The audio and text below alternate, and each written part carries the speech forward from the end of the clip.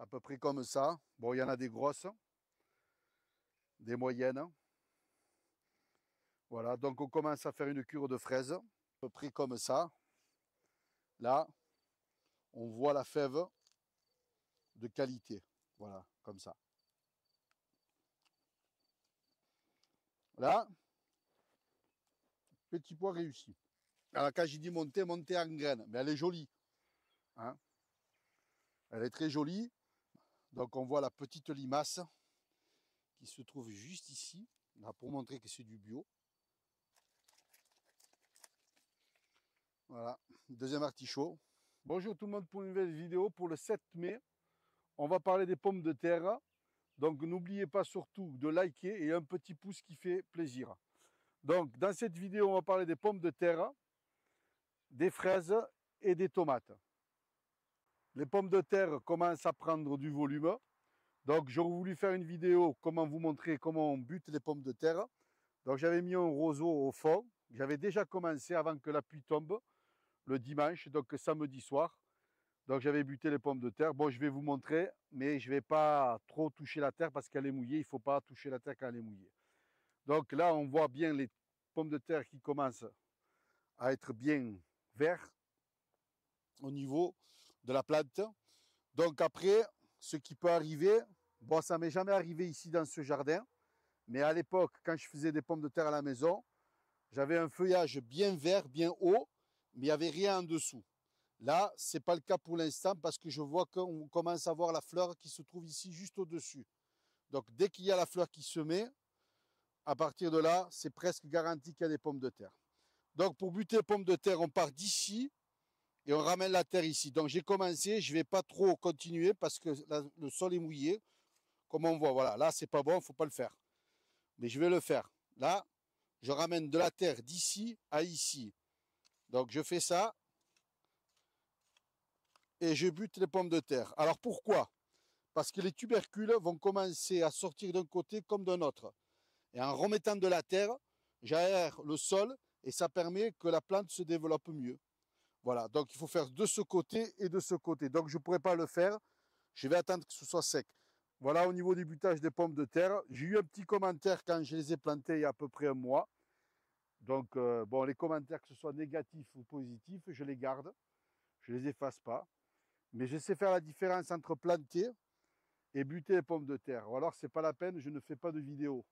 Donc, si c'est pour un côté des conneries. Donc, je tiens à le dire quand même, parce que je sais faire la différence. Donc, mes légumes sont réels. Et dans l'avenir, si j'ai un peu plus d'audience, et on fera peut-être des vidéos directes. Donc, quand on bute les pommes de terre, surtout à peu près une hauteur de 10 à 15 cm. Voilà, donc là, ça avait été fait samedi, pardon.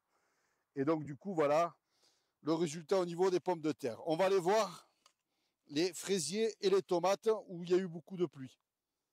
Les fraises, de là-bas jusqu'à là-bas, on commence à récolter des fraises. Voilà la qualité des fraises que je récolte. Voilà, à peu près comme ça. Bon, il y en a des grosses, des moyennes.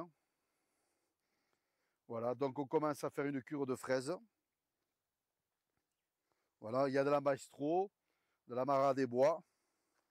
Voilà, on commence à récolter des fraises. On va aller voir les tomates.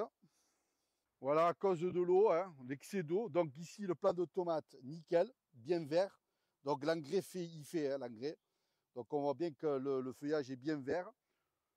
Il n'y a aucun problème, sauf celle-là, qui a pris de l'eau. Elle est un peu saoule. Et voir qu'est-ce que ça donne. Donc on va voir si au niveau des nervures des feuilles, c'est pas encore, ça n'a pas jauni ni sec. Voir si elle reprend correctement au niveau du plant de tomates. Donc la chance que j'ai eue, c'est que au niveau du volume du plant de tomates, il est assez épais. Donc la racine s'est fait. Là aussi, on voit que c'est assez épais. Si je les avais plantés de suite à 10-15 cm, ça aurait été foutu. Là, plant de tomates, extra, pas de problème. Donc c'est de la buffalo steak tout le long. À peu près, il y en a 10 ou 15, je ne me rappelle plus. Et on ira voir de l'autre côté au niveau de la cœur de bœuf. Parce que souvent, au niveau du feuillage, on voit que c'est fané un peu, donc je la reconnais de suite et puis je me rappelle à peu près. Donc là, on voit qu'il n'y a aucun problème, aucune maladie au niveau des nervures, au niveau des feuilles, pas de mildiou pour l'instant. Alors surtout, il faut que le sol soit aéré et surtout, pas trop d'humidité. Là, comme on voit, il y a un goutte à goutte que j'ai mis. Donc, ça ne sert à rien de trop arroser. Voilà, 4 pieds de tomates cerises. Là, on commence à voir la grappe de tomates de cerise. Là, la fleur, c'est fini. On voit la petite tomate verte. Là, au niveau du feuillage, impeccable. Pour l'instant, je ne sors aucun gourmand. J'attends. Donc, je risque de fragiliser la plante. Donc, pour l'instant, les gourmands, je ne les enlève pas. Il y en a un, deux. Et là, c'en est un, c'en est un. Là, je vais laisser au-dessus. Voilà pour les plantes de tomates. Pour l'instant, ça va. On verra dans l'avenir qu'est-ce que ça donne au niveau des tomates. Voilà, j'ai planté les poivrons. Donc, je n'ai pas fait de vidéo comment planter les poivrons.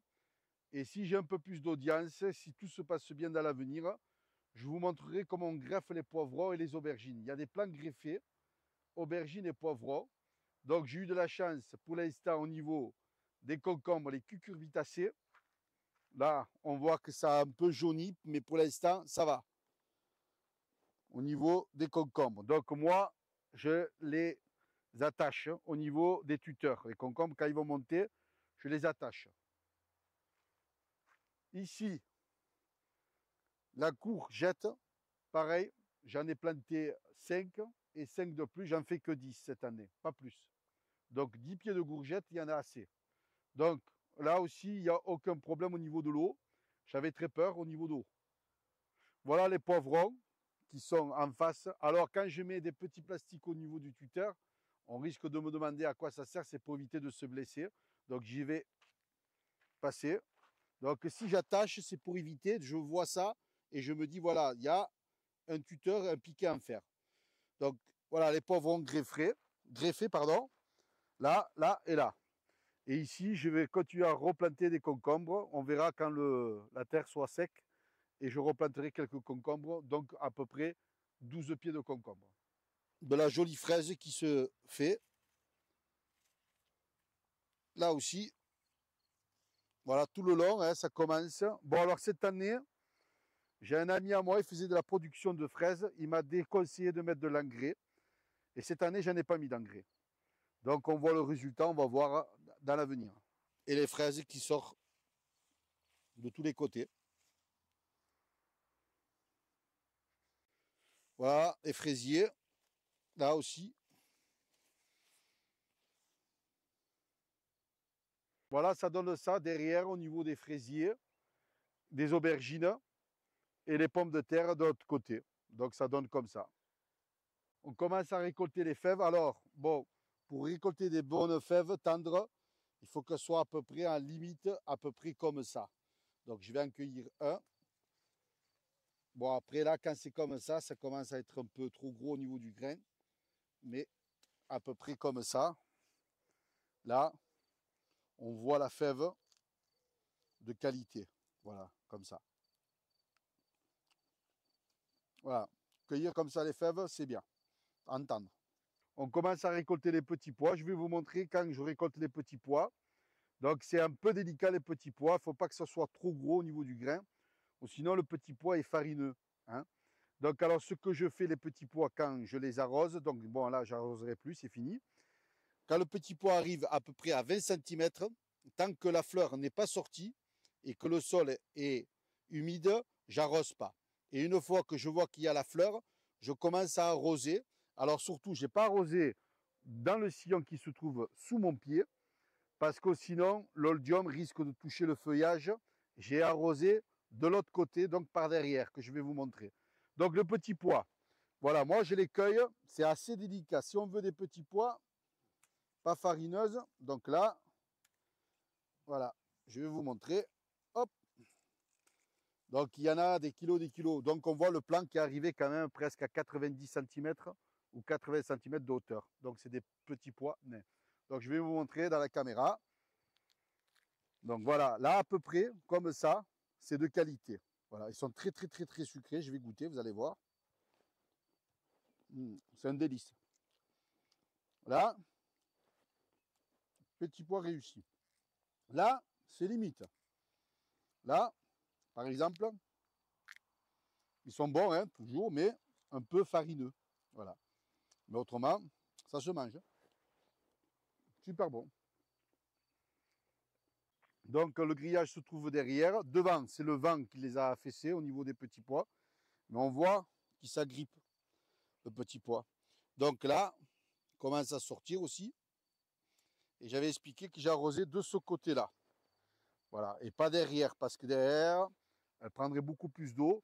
Et puis l'oldium, il risque de s'y mettre. Et là, bon, c'est pas trop grave. S'il s'y met, bon, là, je commence à cueillir. Là, par exemple, voilà. La récolte commence à récolter des petits pois. Donc, les petits pois, ça demande une logistique, hein, parce qu'il faut mettre des piquets, le grillage. Bon, semer, c'est pas le plus dur, c'est surtout l'entretenir. Hein. Voilà, nettoyer l'herbe pour pas qu'il y ait trop d'herbe. Là, c'est au fond des petits pois, donc il y en a beaucoup moins, j'avais expliqué au niveau des arbres, donc ça touche moins le soleil, mais quand même, il y en a quand même des petits pois. Mais devant, on voit qu'il y en a beaucoup plus que le bas du sillon. Voilà, je reprends au niveau de la salade. J'ai eu un petit commentaire au niveau de la salade qui disait que bon, il y avait des variétés qui pignaient et qui pignaient pas, qu'elles pomment. Nous, dans le sud, on dit elles pignent ou elles pomment. Donc là, par exemple, on voit, elle pomme un peu, mais commence à monter. Alors quand je dis monter, monter en graines, mais elle est jolie. Hein, elle est très jolie, mais elle commence à monter. On voit le feuillage qui commence à monter à toute en longueur. Voilà, ça c'est la Batavia rouge. J'en ai d'autres côtés que je vais vous montrer aussi qui commence à monter. Voilà une autre variété de Batavia rouge que je vais couper. Voilà, elle est magnifique. Et là, on voit qu'elle pomme pas. Hein. On voit que le feuillage monte tout en longueur. Mais ça se mange. Donc celle-là, elle est magnifique aussi. Donc ça fait deux grosses salades. Et je vais en couper une dernière pour vous montrer aussi la salade qui monte. Voilà, notre salade qui commence à pommer et qui monte. Voilà, donc on voit la petite limace qui se trouve juste ici, là, pour montrer que c'est du bio. Voilà, bien troué. Bon, c'est pas trop grave. Voilà, et là, c'est une belle salade. Voilà, chou-fleur et brocoli qui commencent à monter. Donc voilà, j'avais expliqué. Bon, cette année, je l'ai fait. Mais d'habitude, quand je plante des brocolis ou des choux-fleurs, je les plante en novembre.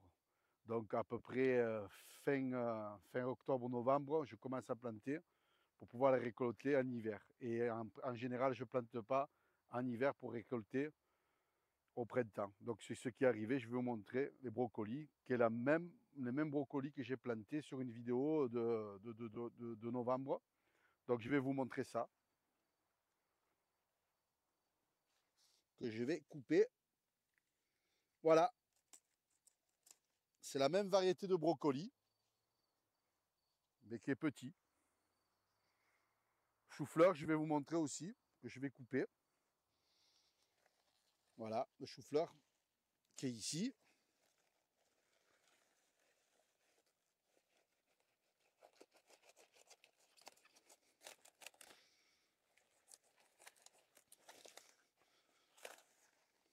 Voilà, chou-fleur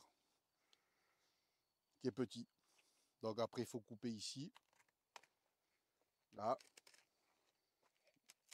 Là. Là. Là. Là. Là. Là. Voilà, c'est un chou-fleur petit. C'est bon, coupe. Les artichauts violets, voilà, commencent au niveau. Là, il ne faudra pas tarder à les cueillir. Parce qu'on voit que commence à faire bientôt la fleur. Donc au niveau du feuillage commence à s'écarter. Donc il faudra commencer à récolter tous les artichauts. Avant de finir la vidéo, je vais cueillir quelques artichauts Lamaco. Donc l'artichaut, je vais cueillir Lamaco. Là, ce qu'on voit, c'est l'eau. C'est pas trop grave. De toute façon, le pied, une fois que le fruit sort, le pied meurt. Donc après, il faudra recouper. Je vais cueillir Lamaco au niveau de l'artichaut. Donc c'est la grosse Voilà. C'est des gros artichauts. La deuxième.